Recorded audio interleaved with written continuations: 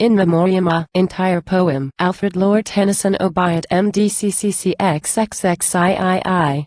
Strong Son of God, immortal love, whom we, that have not seen thy face, by faith, and faith alone, embrace, believing where we cannot prove. Thine are these orbs of light and shade. Thou madest life in man and brute. Thou madest death. And lo, thy foot is on the skull which thou hast made. Thou wilt not leave us in the dust. Thou maddest man, he knows not why, he thinks he was not made to die. And thou hast made him, thou art just. Thou seemest human and divine, the highest, holiest manhood, thou. Our wills are ours, we know not how. Our wills are ours, to make them thine. Our little systems have their day. They have their day and cease to be, they are but broken lights of thee, and thou, O Lord, art more than they? We have but faith, we cannot know. For knowledge is of things we see, and yet we trust it comes from thee, a beam in darkness, let it grow. Let knowledge grow from more to more, but more of reverence in us dwell. That mind and soul, according well, may make one music as before, but Vister. We are fools and slight. We mock thee when we do not fear, but help thy foolish ones to bear. Help thy vain worlds to bear thy light. Forgive what seemed my sin in me. What seemed my worth since I began. For merit lives from man to man, and not from man, O Lord, to thee. Forgive my grief for one removed, thy creature, whom I found so fair. I trust he lives in thee, and there I find him worthier to be loved. Forgive these wild and wandering cries, confusions of a wasted youth. Forgive them where they fell in truth, and in thy wisdom make me wise. 1849. I held a truth, with him who sings to one clear harp in diverse tones, that men may rise on stepping stones of their dead selves to higher things. But who shall so forecast by years and find in loss again to match? Or reach a hand through time to catch the far-off interest of tears? Let love clasp grief lest both be drowned ye, let darkness keep a raven gloss. Ah, sweeter to be drunk with loss, to dance with death, to beat the ground, than that the victor hours should scorn the long result of love, and boast, behold the man that loved and lost, but all he was as overworn. 2. Old you, which graspest at the stones that name the underlying dead, thy fibers net the dreamless head, thy roots are wrapped about the bones. The seasons bring the flower again, and bring the firstling to the flock. And in the dusk of thee, the clock beats out the little lives of men.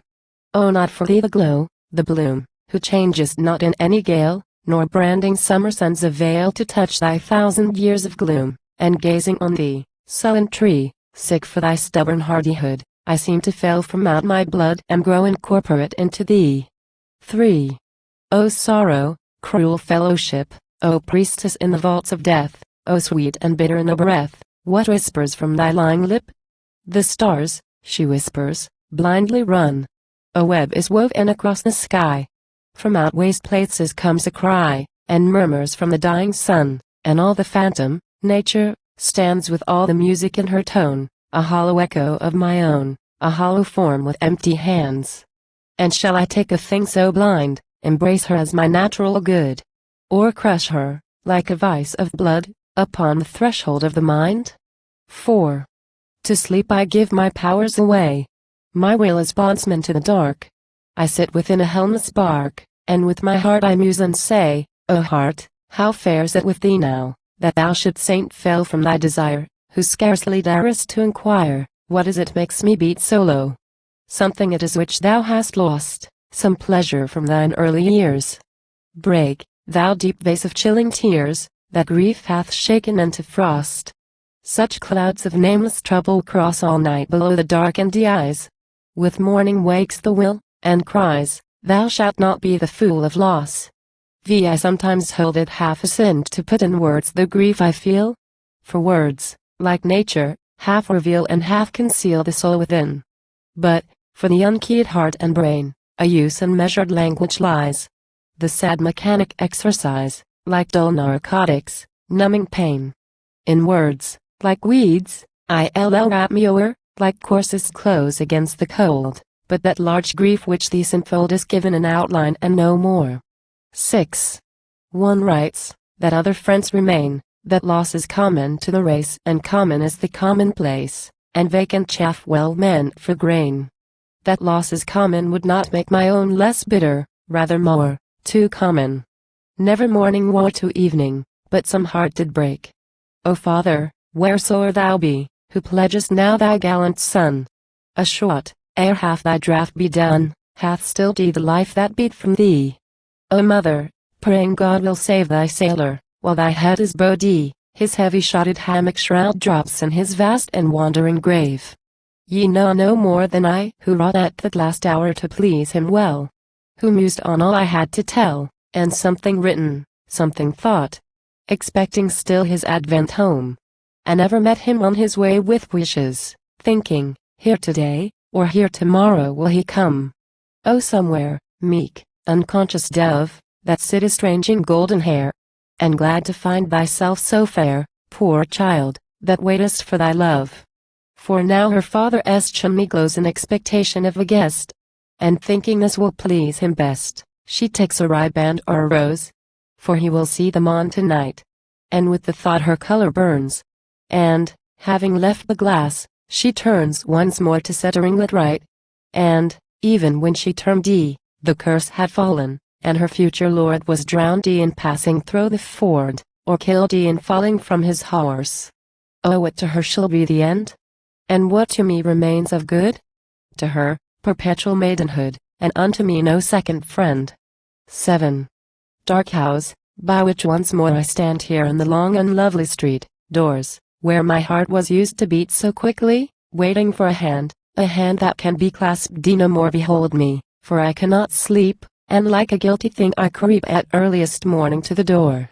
He is not here, but far away the noise of life begins again, and ghastly through the drizzling rain on the bold street breaks the blank day. 8. A happy lover who has come to look on her that loves him well, who lights and rings the gateway bell, and learns her gone and far from home. He saddens, all the magic light dies off at once from bower and hall, and all the place is dark, and all the chambers emptied of delight, so find I every pleasant spot in which we two were wont to meet, the field, the chamber and the street, for all is dark where thou art not. Yet is that other, wandering there in those deserted walks, may find a flower beat with rain and wind, which once she fostered up with care. So seems it in my deep regret, O my forsaken heart, with thee and this poor flower of poesy which little cared for fades not yet. But since it please a vanished I go to plant it on his tomb, that if it cannot there may bloom, or dying, there at least may die. 9. Fair ship, that from the Italian shore sailest the placid ocean plains with my lost author's loved remains, spread thy full wings, and waft him o'er. So draw him home to those that mourn in vain. A favorable speed ruffle thy mirrored mast, and let throw prosperous floods his whole urn.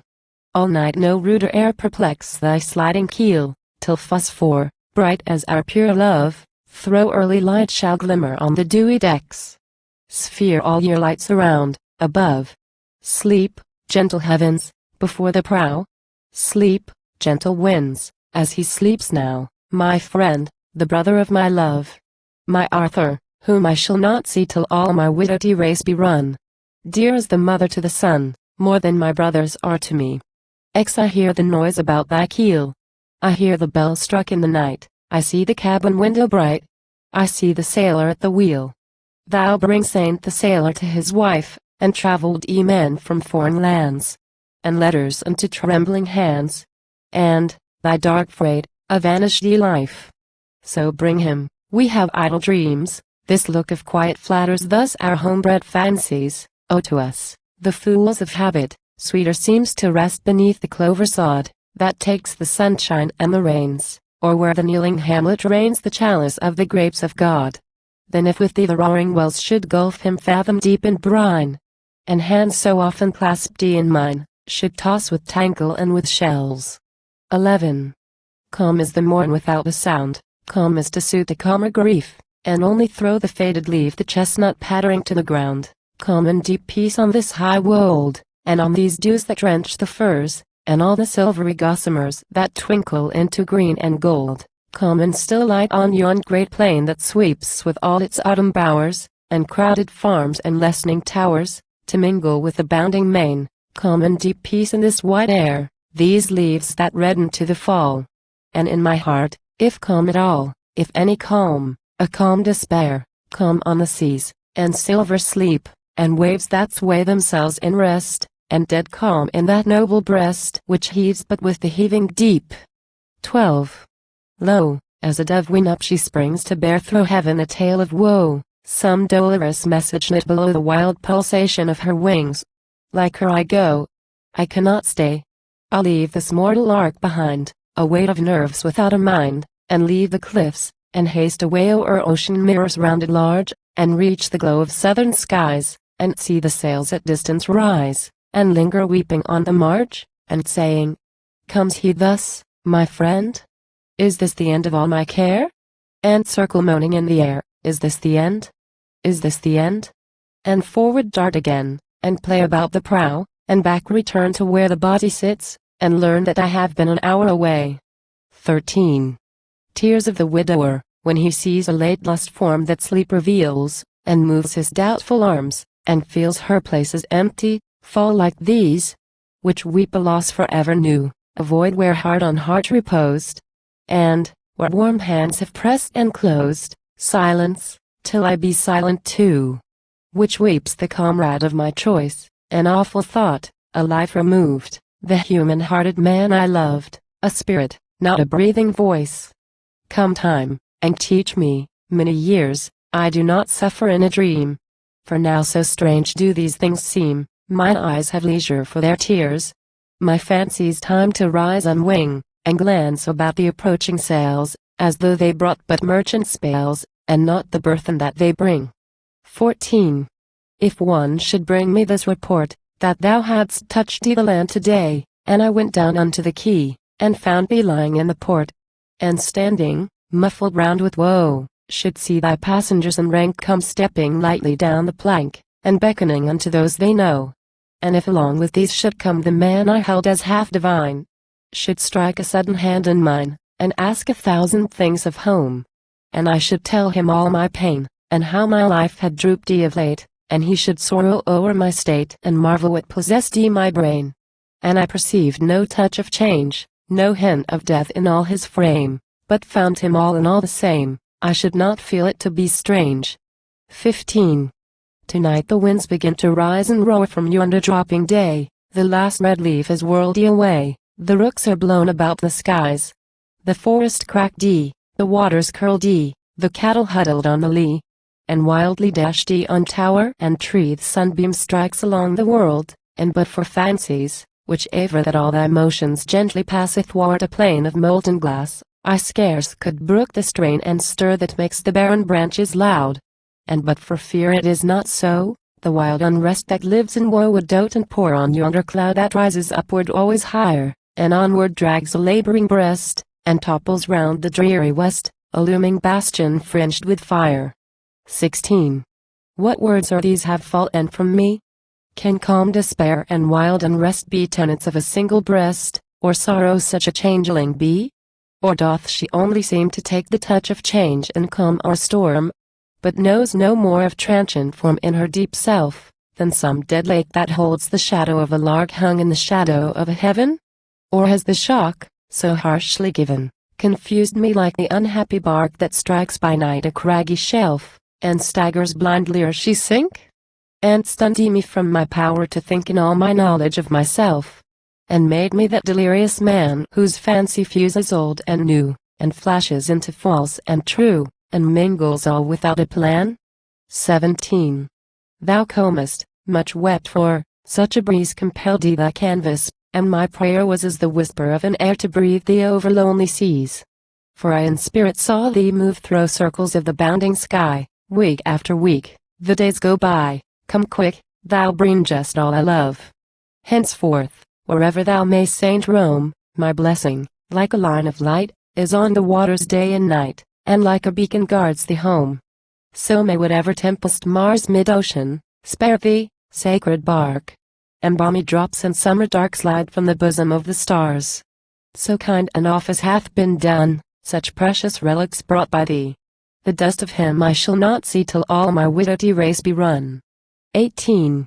'Tis well. 'Tis something. We may stand where he in English earth is laid, and from his ashes may be made a violet of his native land. 'Tis little, but it looks in truth as if the quiet bones were blessed among familiar names to rest in the places of his youth. Come then, pure hands, and bear the head that sleeps or wears the mask of sleep, and come, whatever loves to weep, and hear the ritual of the dead. I yet, even yet, if this might be, I, falling on his faithful heart, would breathing through his lips impart the life that almost dies in me, that dies not, but endures with pain, and slowly forms the firmer mind, treasuring the look it cannot find, the words that are not heard again. 19. The Danube to the Severn gave the darkened heart that beat no more. They laid him by the pleasant shore, and in the hearing of the wave. There twice a day the Severn fills. That salt sea water passes by, and hushes half the babbling why, and makes a silence in the hills. The why is hushed nor moved along, and hushed my deepest grief of all, when filled with tears that cannot fall, I brim with sorrow drowning song. The tide flows down, the wave again is vocal in its wooded walls. My deeper anguish also falls, and I can speak a little then. XX. The lesser griefs that may be said, that breathe 1,000 tender vows, or but as servants in a house where lies the master newly dead, who speak their feeling as it is, and weep the fullness from the mind. It will be hard, they say, to find another service such as this. My lighter moods are like to these, that out of words a comfort win. But there are other griefs within, and tears that at their fountain freeze. For by the hearth the children sit cold in that atmosphere of death, and scarce endure to draw the breath, or like two noiseless phantoms flit, but open converse is there none, so much the vital spirits sink to see the vacant chair, and think, how good, how kind. And he is gone. 21. I sing to him that rests below, and, since the grasses round me wave, I take the grasses of the grave, and make them pipes whereon to blow. The traveler hears me now and then, and sometimes harshly will he speak, this fellow would make weakness weak, and melt the waxen hearts of men. Another answers, let him be, he loves to make parade of pain, that with his piping he may gain the praise that comes to constancy. A third is wroth, is this an hour for private sorrow aspair and song, when more and more the people throng the chairs and thrones of civil power? A time to sicken and to swoon, when science reaches forth her arms to feel from world to world, and charms her secret from the latest moon. Behold, ye speak an idle thing, ye never knew the sacred dust, I do but sing because I must, and pipe but as the linnets sing, and one is glad. Her note is gay, for now her little ones have ranged. And one is sad. Her note is changed, because her brood is stolen away. XXII. The path by which we twain did go, which led by tracts that pleased us well, through 4 sweet years arose and fell, from flower to flower, from snow to snow, and we with singing cheered the way, and, crowned with all the season land, from April on to April wend, and glad at heart from May to May. But where the path we walked began to slant the 5th autumnal slope, as we descended following hope, there sat the shadow feared of man, who broke our fair companionship, and spread his mantle dark and cold, and wrapped thee formless in the fold, and dulled the murmur on thy lip, and bore thee where I could not see nor follow, though I walk in haste, and think, that somewhere in the waste the shadow sits and waits for me. XXIII. Now, sometimes in my sorrow shut, or breaking into song by fits, alone, alone, to where he sits, the shadow cloaked deep from head to foot, who keeps the keys of all the creeds, I wander, often falling lame, and looking back to whence I came, or on to where the pathway leads, and crying, how changed from where it ran through lands where not a leaf was dumb, but all the lavish hills would hum the murmur of a happy pan, when each by turns was guide to each, and fancy light from fancy caught, and thought leapt out to wed with thought, or thought could wed itself with speech. And all we met was fair and good, and all was good that time could bring, and all the secret of the spring moved in the chambers of the blood.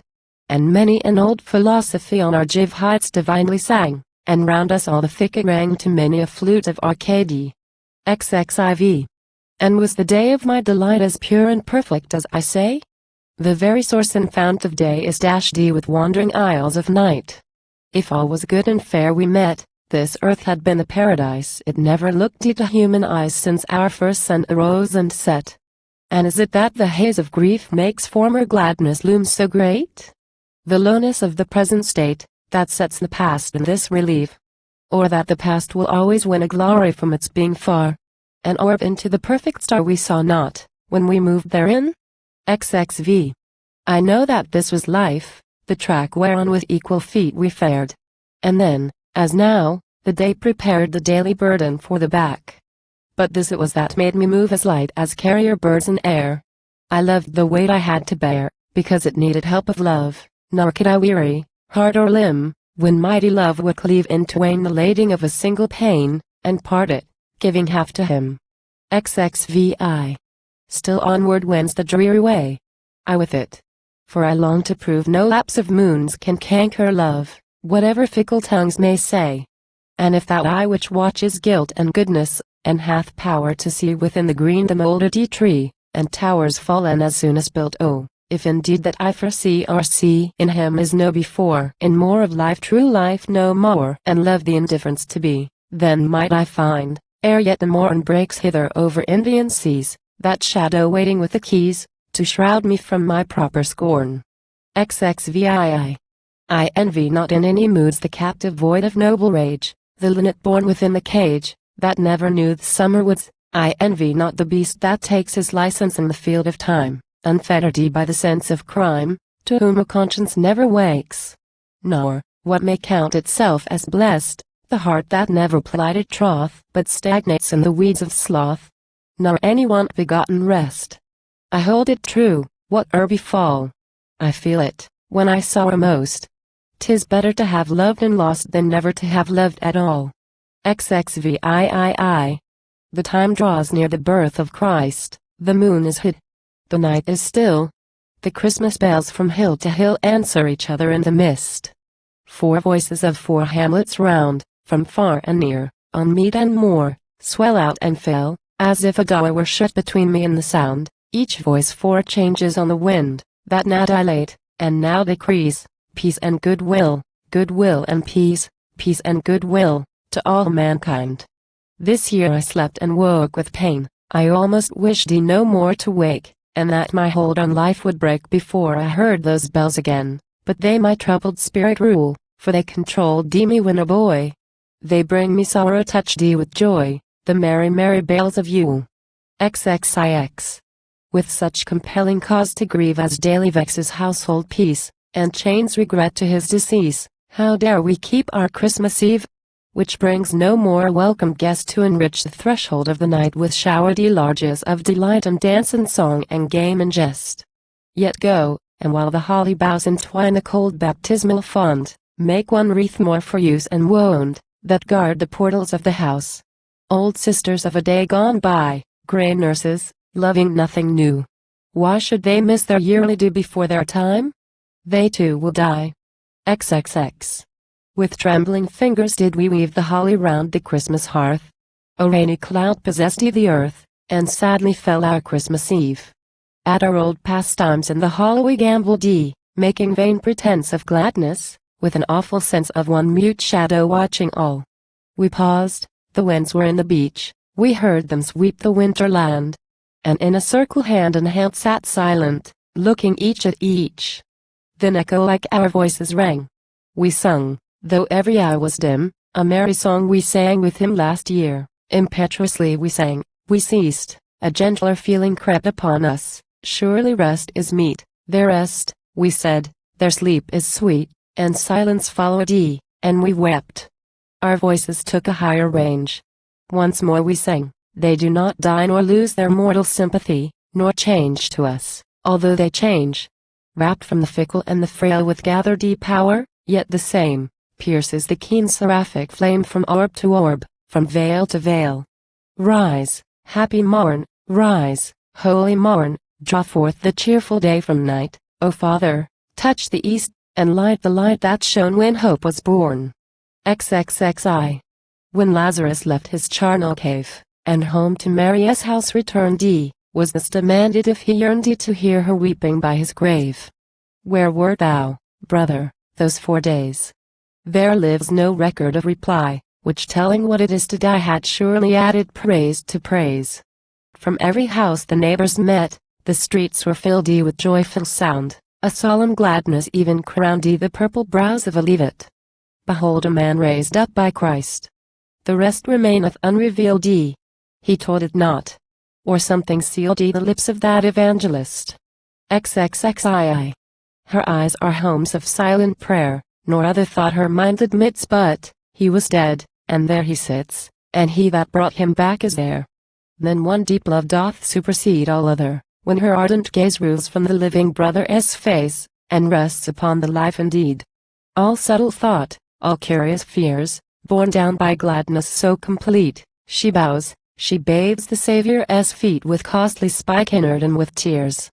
Thrice blessed whose lives are faithful prayers, whose loves in higher love endure.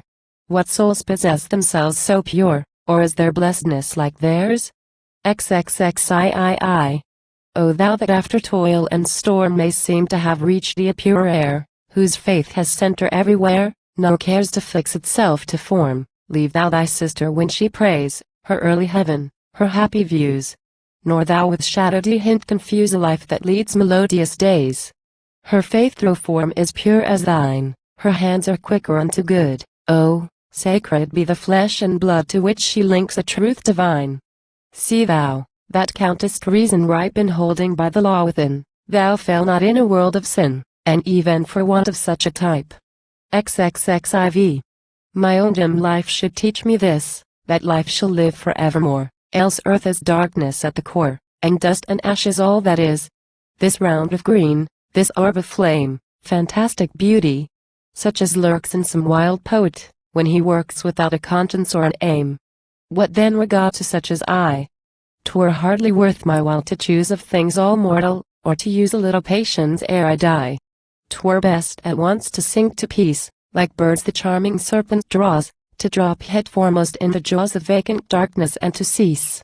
XXXV. Yet if some voice that man could trust should murmur from the narrow house, the cheeks droppen, the body bows, man dies, nor is there hope in dust, might I not say? Yet even here, but for 1 hour, O love, I strive to keep so sweet a thing alive, but I should turn mine ears and hear the moanings of the homeless sea, the sound of streams that swift or slow draw down Ionian hills, and so the dust of continents to be. And love would answer with a sigh, the sound of that forgetful shower will change my sweetness more and more, half dead to know that I shall die. O me, what profits it to put an idle case? If death were seen at first as death, love had not been, or been in narrowest working shut, mere fellowship of sluggish moods, or in his coarsest satire shape had bruised the herb and crushed the grape, and basked and battened in the woods. XXXVI. Though truths and manhood darkly join, deep-seated in our mystic frame, we yield all blessing to the name of him that made them current coin. For wisdom dealt with mortal powers, where truth in closest words shall fail, when truth embodied in a tale shall enter in at lowly doors. And so the word had breath, and wrought with human hands the creed of creeds and loveliness of perfect deeds, more strong than all poetic thought. Which he may read that binds the sheaf, or builds the house, or digs the grave, and those wild eyes that watch the wave and roarings round the coral reef. XXXVII. Urania speaks with dark and deep brow, thou pratest here where thou art least. This faith has many a purer priest, and many an abler voice than thou. Go down beside thy native hill, on thy Parnassus set thy feet, and hear thy laurel whisper sweet about the ledges of the hill. And my Melpomene replies, a touch of shame upon her cheek, I am not worthy even to speak of thy prevailing mysteries. For I am but an earthly muse, and owning but a little art to lull with song an aching heart, and render human love his dues. But brooding on the dear one dead, and all he said of things divine, and dear to me as sacred wine to dying lips is all he said, I murmured as I came along, of comfort clasped in truth revealed and loitered in the Master's field, and darkened sanctities with song. XXXVIII. With weary steps I loiter on, though always under altered skies the purple from the distance dies, my prospect and horizon gone. No joy the blowing season gives, the herald melodies of spring, but in the songs I love to sing a doubtful gleam of solace lives. If any care for what is here survive and spirits render thee free, then are these songs I sing of thee not all ungrateful to thine ear. XXXIX. Old water of these buried bones, and answering now my random stroke with fruitful cloud and living smoke, dark you, that graspest at the stones and dippest toward the dreamless head, to thee too comes the golden hour when flower is feeling after flower? But sorrow fixed upon the dead, and darkening the dark graves of men, what whispered thee from her lying lips? Thy gloom is kindled at the tips, and passes into gloom again. XL. Could we forget the widowed hour, and look on spirits breathed away, as on a maiden in the day when first she wears her orange flower? When crowned with blessings she doth rise to take her latest leave of home, and hopes and light regrets that come make April of her tender eyes. And doubtful joys the father move, and tears are on the mother's face, as parting with a long embrace she enters other realms of love. Her office there to rear, to teach, becoming as is meet and fit a link among the days, to knit the generations each with each. And, doubtless, unto thee is given a life that bears immortal fruit in those great offices that suit the full-grown energies of heaven. Amy, the difference I discern. How often shall her old fireside be cheered with tidings of the bride, how often she herself return, and tell them all they would have told, and bring her babe, and make her boast, till even those that missed her most shall count new things as dear as old, but thou and I have shaken hands, till growing winters lay me low. My paths are in the fields I know, and thine in undiscovered lands. Xli. The spirit ere a fatal loss did ever rise from high to higher, as mounts the heavenward altar fire, as flies the lighter throw they grows. But thou art turned to something strange, and I have lost the links that bound thy changes. Here upon the ground, no more partaker of thy change. Deep folly. Yet that this could be that I could wing my will with might to leap the grades of life and light, and flash at once, my friend, to thee. For though my nature rarely yields to that vague fear implied in death, nor shudders at the gulfs beneath, the howlings from forgotten fields, yet oft when sundown skirts the moor an inner trouble I behold, a spectral doubt which makes me cold, that I shall be thy mate no more, though following with an upward mind the wonders that have come to thee, throw all the secular to be, but evermore a life behind. Xli. I vex my heart with fancies dim, he still outstripped me in the race. It was but unity of place that made me dream I ranked with him. And so may place retain us still, and he the much beloved again, a lord of large experience, trained to riper growth the mind and will, and what delights can equal those that stir the spirit as inner deeps, when one that loves but knows not, reaps a truth from one that loves and knows? Xli. If sleep and death be truly one, and every spirit as folded bloom throw all its into vital gloom in some long trance should slumber on, unconscious of the sliding hour, bare of the body, might it last, and silent traces of the past be all the color of the flower, so then were nothing lost to man. So that still garden of the souls in many a figured leaf enrolls the total world since life began. And love will last as pure and whole as when he loved me here in time, and at the spiritual primary waken with the dawning soul. Slive. How fares it with the happy dead? For here the man is more and more, but he forgets the days before God shut the doorways of his head. The days have vanished tone and tint, and yet perhaps the hoarding sense gives out at times he knows not whence a little flash, a mystic hint. And in the long harmonious years, if death so tasteless faint springs, may some dim touch of earthly things surprise thee ranging with thy peers. If such a dreamy touch should fall, oh turn thee around, resolve the doubt. My guardian angel will speak out in that high place, and tell thee all. XLV. The baby new to earth and sky, what time his tender palm is pressed against the circle of the breast, has never thought that this is I, but as he grows he gathers much, and learns the use of I, and me, and finds I am not what I see, and other than the things I touch. So rounds he to a separate mind from whence clear memory may begin, as through the frame that binds him in his isolation grows defined. This use may lie in blood and breath, which else were fruitless of their due, had man to learn himself anew beyond the second birth of death. XLVI. We're ranging down this lower track, the path we came by, thorn and flower, is shadowed by the growing hour, lest life should fail in looking back. So be it, there no shade can last in that deep dawn behind the tomb, but clear from marge to marge shall bloom the eternal landscape of the past. A lifelong tract of time revealed the fruitful hours of still increase. Days already in a wealthy peace, and those 5 years its richest field. O love, thy province were not large, a bounded field, nor stretching far. Look also, love, a brooding star, a rosy warmth from marge to marge. XLVII. That each, who seems a separate whole, should move his rounds, and fusing all the skirts of self again, should fall re-merging in the general soul, is faith as vague as all unsweet, eternal form shall still divide the eternal soul from all beside. And I shall know him when we meet, and we shall sit at endless feast, enjoying each the other's good, what vaster dream can hit the mood of love on earth? He seeks at least upon the last and sharpest height, before the spirits fade away, some landing place, to clasp and say, farewell. We lose ourselves in light. XLVIII. If these brief plays, of sorrow born, were taken to be such as closed grave doubts and answers here proposed, then these were such as men might scorn. Her care is not to part and prove.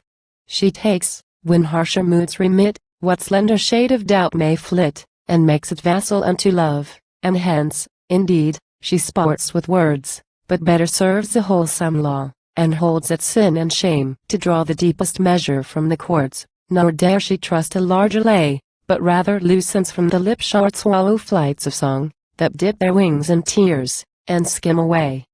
Slicks. From art, from nature, from the schools, let random influences glance, like light in many a shivered lance that breaks about the dappled pools, the lightest wave of thought shall lisp, the fanciest tenderest eddy wreathe, this lightest air of song shall breathe to make the sullen surface crisp. And look thy look, and go thy way, but blame not thou the winds that make the seeming wanton ripple break, the tender penciled shadow play. Beneath all fancied hopes and fears Amy, the sorrow deepens down, whose muffled motions blindly drown the bases of my life in tears. I'll be near me when my light is low, when the blood creeps, and the nerves prick and tingle, and the heart is sick, and all the wheels of being slow. Be near me when the sensuous frame is racked with pangs that conquer trust, and time, a maniac scattering dust, and life, a fury slinging flame. Be near me when my faith is dry, and mend the flies of latter spring, that lay their eggs, and sting and sing and weave their petty cells and die. Be near me when I fade away, to point the term of human strife, and on the low dark verge of life the twilight of eternal day. Lee. Do we indeed desire the dead should still be near us at our side?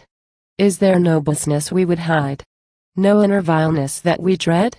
Shall he for whose applause I strove, I have such reverence for his blame, see with clear eye some hidden shame, and I be lessened in his love? I wrong the grave with fears untrue, shall love be blamed for want of faith? There must be wisdom with great death, the dead shall look me through and through. Be near us when we climb or fall, ye watch, like God, the rolling hours with larger other eyes than ours, to make allowance for us all. Lee. I cannot love thee as I ought, for love reflects the thing beloved. My words are only words, and moved upon the topmost froth of thought. Yet blame not thou thy plaintive song, the spirit of true love replied. Thou canst not move me from thy side, nor human frailty do me wrong. What keeps a spirit wholly true to that ideal which he bears? What record?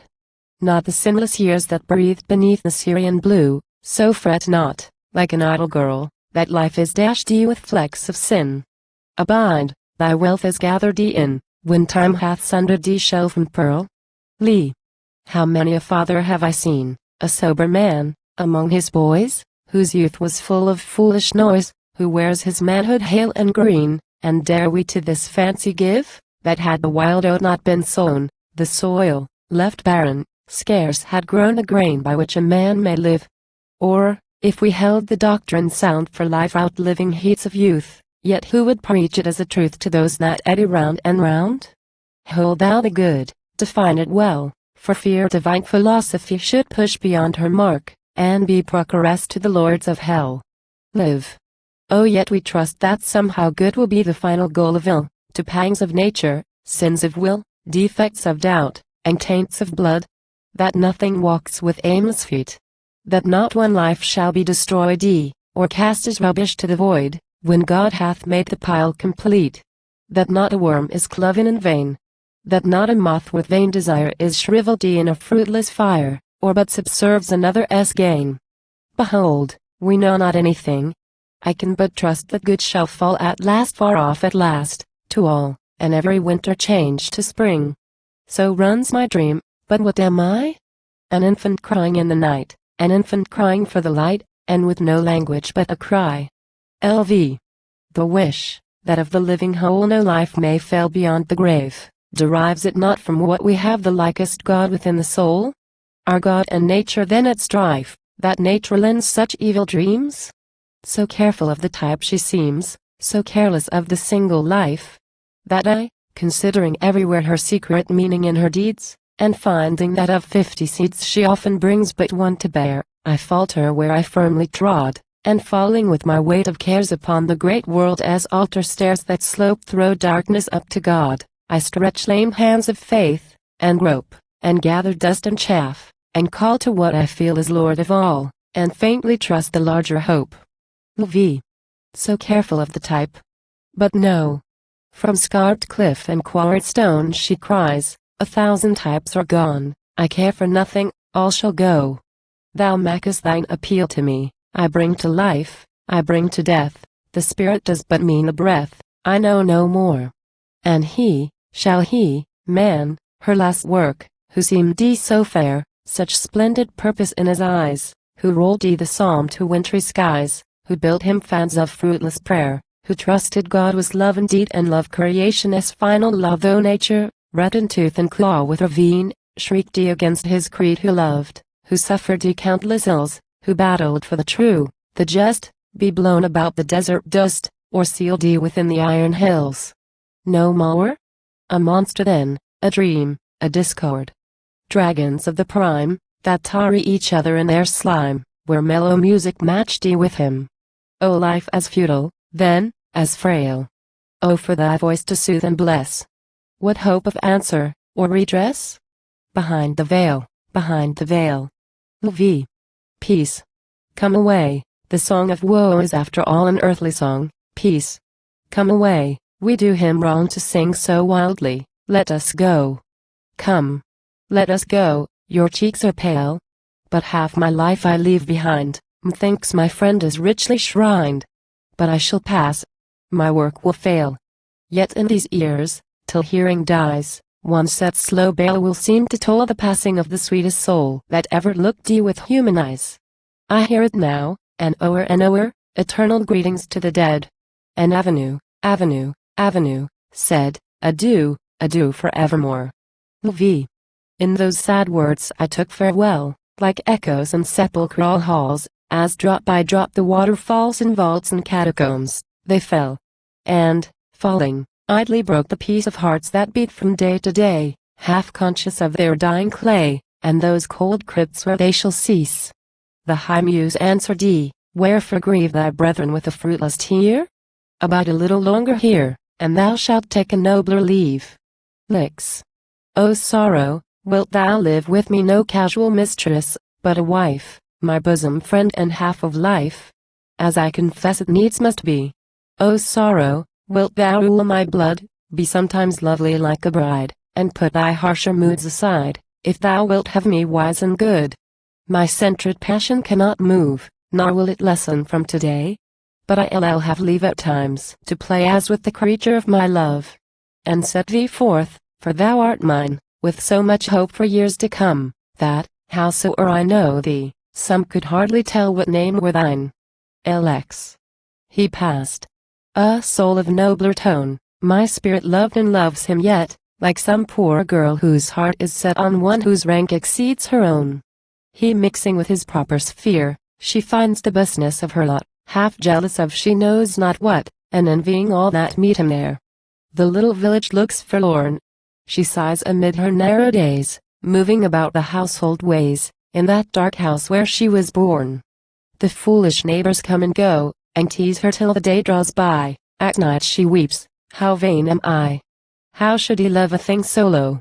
Look see.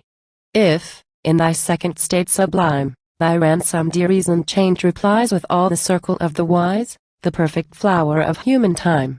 And if thou cast thine eyes below, how dimly charactered in its light, how dwarfed a growth of cold and night, how blanched with darkness must I grow. Yet turn thee to the doubtful shore, where thy first form was made a man. I loved thee, spirit, and love, nor can the soul of Shakespeare love thee more. Look see. Though if an eye that's downward cast could make thee somewhat blench or fail, then be my love an idle tale, and fading legend of the past. And thou, as one that once declined, when he was little more than boy, on some unworthy heart with joy, but lives to wed an equal mind, and breathes a novel world, the while his other passion wholly dies, or in the light of deeper eyes is matter for a flying smile. Look see. Yet pity for a horse o'er-driven, and love in which my hound has part, can hang no weight upon my heart in its assumptions up to heaven. And I am so much more than these, as thou, perchance, art more than I, and yet I spare them sympathy, and I would set their pains at ease. So mayst thou watch me where I weep, as, unto vaster motions bound, the circuits of thine orbit round a higher height, a deeper deep. Look sieve.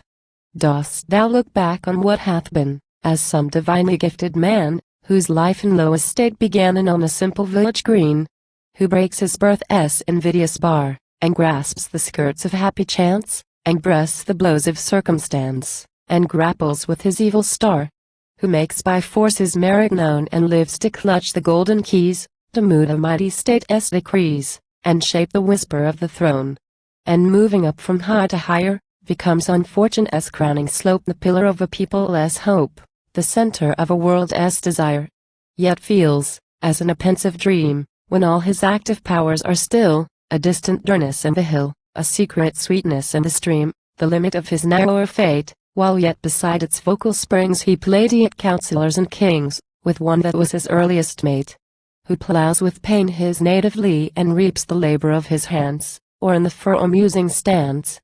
Does my old friend remember me? LXV. Sweet soul, do with me as thou wilt.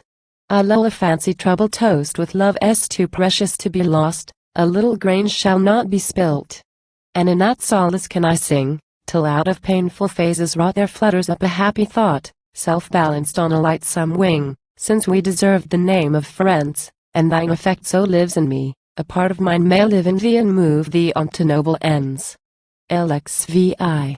You thought my heart too far diseased? You wonder when my fancies play to find me gay among the gay, like one with any trifle pleased.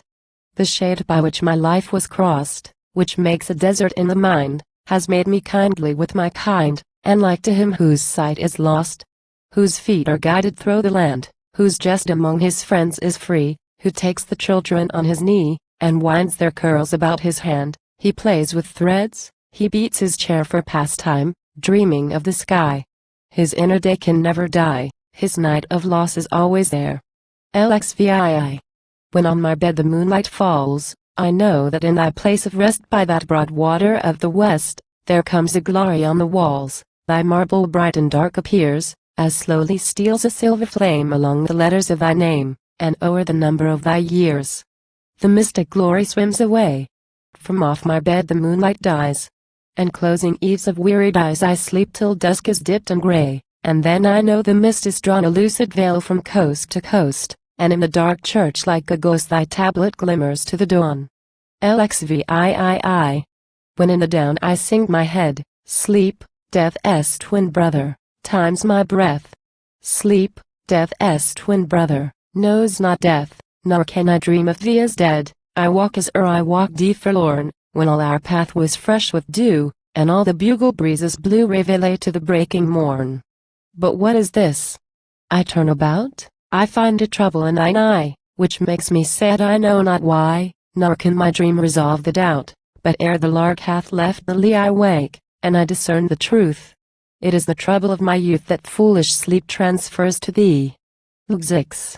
I dreamed there would be spring no more, that nature's ancient power was lost, the streets were black with smoke and frost, they chattered trifles at the door, I wandered from the noisy town, I found a wood with thorny boughs, I took the thorns to bind my brows, I wore them like a civic crown, I met with scoffs, I met with scorns from youth and babe and hoary hairs, they called me in the public squares the fool that wears a crown of thorns, they called me fool, they called me child, I found an angel of the night. The voice was low, the look was bright, he looked upon my crown and smiled, he reached the glory of a hand, that seemed to touch it into leaf, the voice was not the voice of grief, the words were hard to understand. LXX. I cannot see the features right, when on the gloom I strive to paint the face I know. The hues are faint and mix with hollow masks of night. Cloud towers by ghostly masons wrought, a gulf that ever shuts and gapes, a hand that points, and pale shapes in shadowy thoroughfares of thought. And crowds that stream from yawning doors, and shoals of puckered faces drive. Dark bulks that tumble half alive, and lazy lengths on boundless shores. Till all at once beyond the will I hear a wizard music roll, and throw lattice on the soul looks thy fair face and makes it still. LXXI. Sleep, kinsman thou to death and trance and madness, thou hast forged at last a night-long present of the past in which we went through summer France. Hadst thou such credit with the soul? Then bring an opiate trebly strong, drug down the blindfold sense of wrong that so my pleasure may be whole. While now we talk as once we talked of men and minds, the dust of change, the days that grow to something strange, in walking as of old we walked beside the river's wooded reach, the fortress, and the mountain ridge, the cataract flashing from the bridge, the breaker breaking on the beach. LXXII. Risest thou thus, dim dawn, again, and howlest, issuing out of night, with blasts that blow the poplar white, and lash with storm the streaming pane. They, when my crowned estate begun to pine in that traverse of doom, which sickened every living bloom, and blurred the splendor of the sun. Who usherest in the dolorous hour with thy quick tears that make the rose pull sideways, and the daisy close her crimson fringes to the shower? Who might saint have he the windless flame up the deep east, or, whispering, played a checker work of beam and shade along the hills, yet looked the same. As wan, as chill, as wild as now? They, marked as with some hideous crime, when the dark hand struck down through time, and concealed nature's best, but thou, lift as thou may saint thy birth and browse through clouds that drench the morning star, and whirl the ungarnered sheaf afar, and sow the sky with flying boughs, and up thy vault with roaring sound climb thy thick noon, disastrous day. Touch thy dull goal of joyless gray, and hide thy shame beneath the ground. LXXIII. So many worlds, so much to do, so little done, such things to be, how know I what had need of thee, for thou wert strong as thou wert true. The fame is quenched that I foresaw, the head hath missed in earthly wreath, I curse not nature, no, nor death. For nothing is that errs from law. We pass. The path that each man trod is dim, or will be dim, with weeds. What fame is left for human deeds in endless age? It rests with God. O hollow wraith of dying fame, fade wholly, while the soul exults, and self enfolds the large results of force that would have forged her name. LXXIV. As sometimes in a dead man's face, to those that watch it more and more, a likeness, hardly seen before, comes out to some one of his race, so, dearest, now thy brows are cold, I see thee what thou art, and know thy likeness to the wise below, thy kindred with the great of old. But there is more than I can see, and what I see I leave unsaid, nor speak it, knowing death has made his darkness beautiful with thee. LXXV. I'll leave thy praises unexpressed in verse that brings myself relief, and by the measure of my grief I leave thy greatness to be guessed. What practice has so or expert in fitting aptest words to things, or voice the richest tone that sings, hath power to give thee as thou wert? I care not in these fading days to raise a cry that lasts not long, and round thee with the breeze of song to stir a little dust of praise. Thy leaf has perished in the green, and, While we breathe beneath the sun, the world which credits what is done is cold to all that might have been. So here shall silence guard thy fame. But somewhere, out of human view, whate'er thy hands are set to do is wrought with tumult of acclaim. LXXVI. Take wings of fancy, and ascend, and in a moment set thy face where all the starry heavens of space are sharp indeed to a needleless end. Take wings of foresight. Lighten through the secular abyss to come, and lo, thy deepest lays are dumb before the mouldering of a yew. And if the matin songs, that woke the darkness of our planet, last, thine own shall wither in the vast, half the lifetime of an oak. These have clothed their bronchi bowers with 50 Mays, thy songs are vain. And what are they when these remain the ruined shells of hollow towers? LXXVII. What hope is here for modern rhyme to him, who turns a musing eye on songs, and deeds, and lives, that lie for a shortened in the tract of time? These mortal lullabies of pain may bind a book, may line a box, may serve to curl a maiden's locks.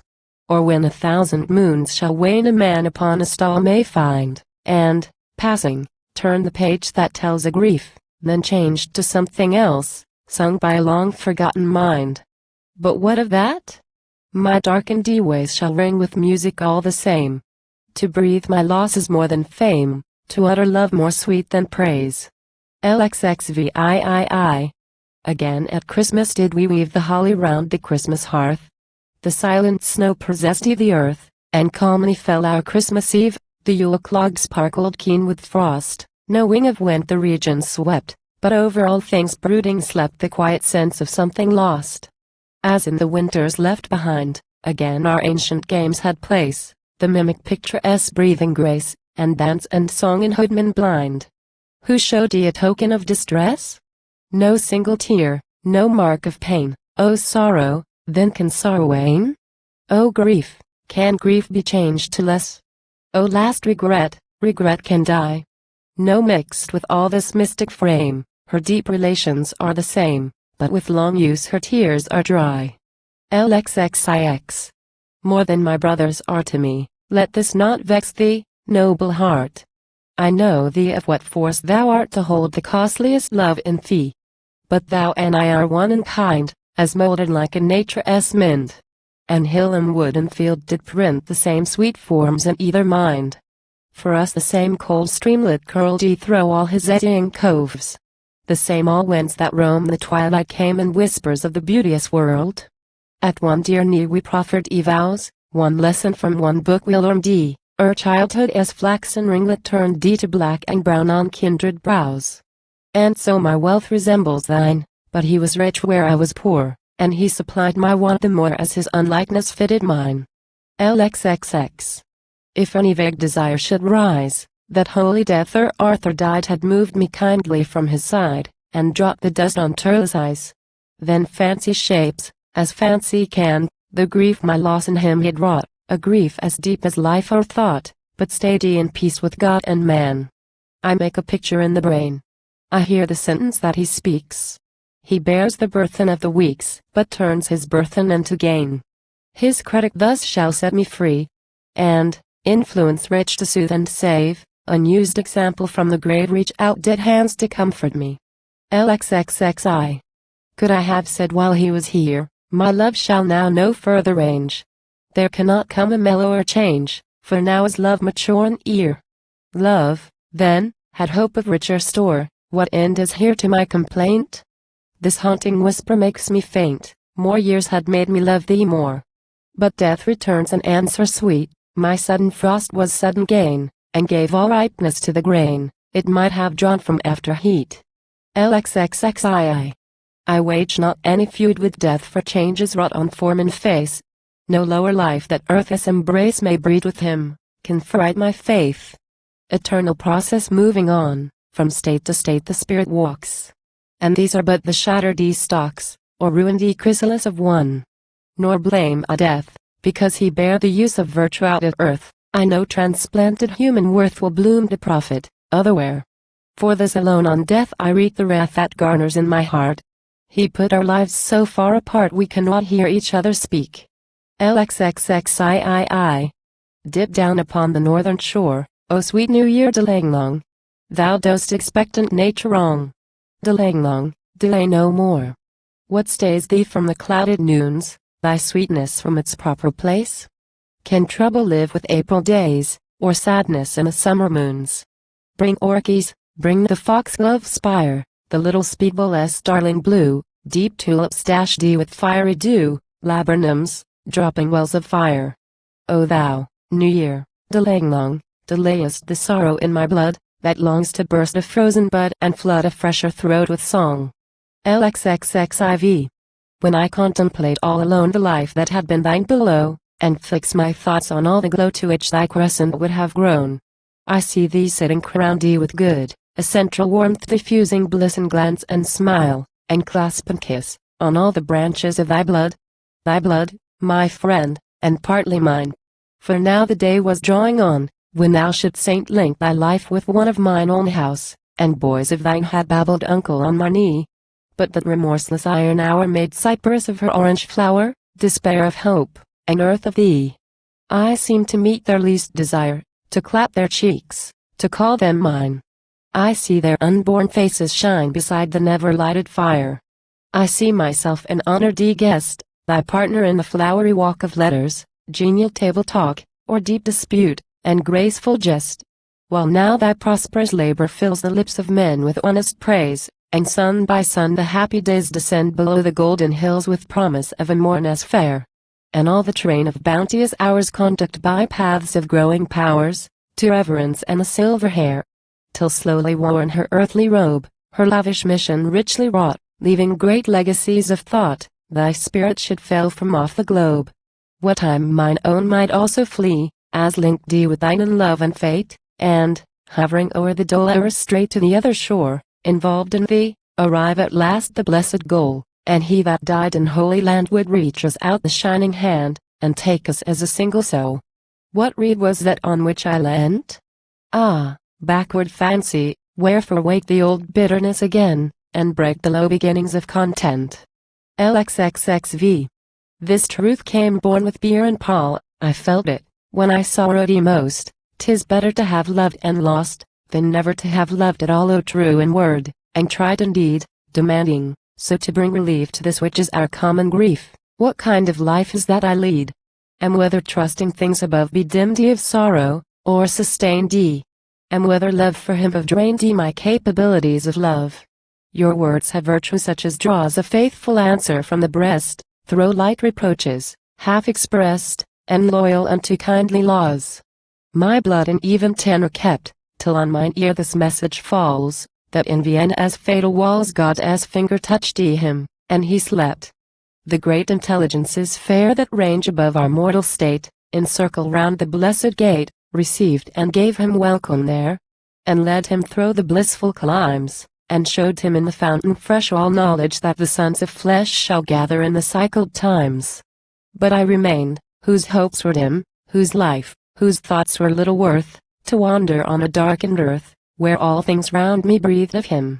O friendship, equal poised control, O heart, with kindliest motion warm, O sacred essence, other form, O solemn ghost, O crowned soul.